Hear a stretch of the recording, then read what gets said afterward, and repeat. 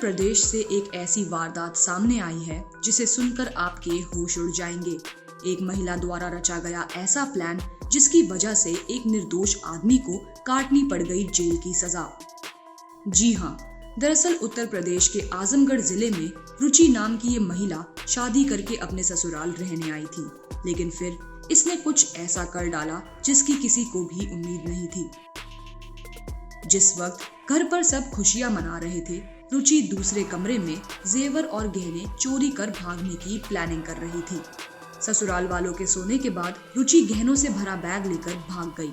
सुबह जब वो कहीं नहीं मिली तो उसके ससुराल वालों ने इस बात की सूचना रुचि के माता पिता को दी, जिसके बाद दोनों परिवारों के बीच हड़कंप मच गया। रुचि के घर वालों ने उसके पति दीपू पर हत्या और दहेज उत्पीड़न का मुकदमा दर्ज करवा दिया, जिसकी वजह से पुलिस ने दीपू को गिरफ्तार कर लिया और इस मामले की जांच में जुट गई। जेल में 3 महीने तक रहने के बाद दीपू को हाईकोर्ट से जमानत मिल गई।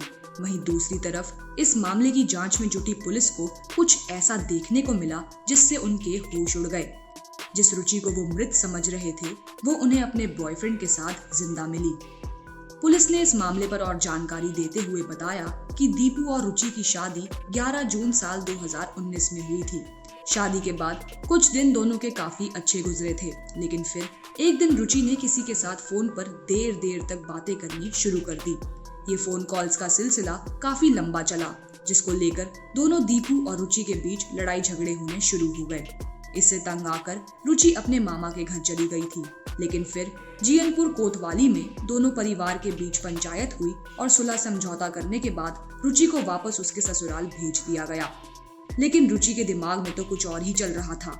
उसने ठान लिया था कि वो अपने बॉयफ्रेंड के साथ भाग जाएगी, लेकिन इस वजह से उसके पति दीपू को भारी कीमत चुकानी पड़ी।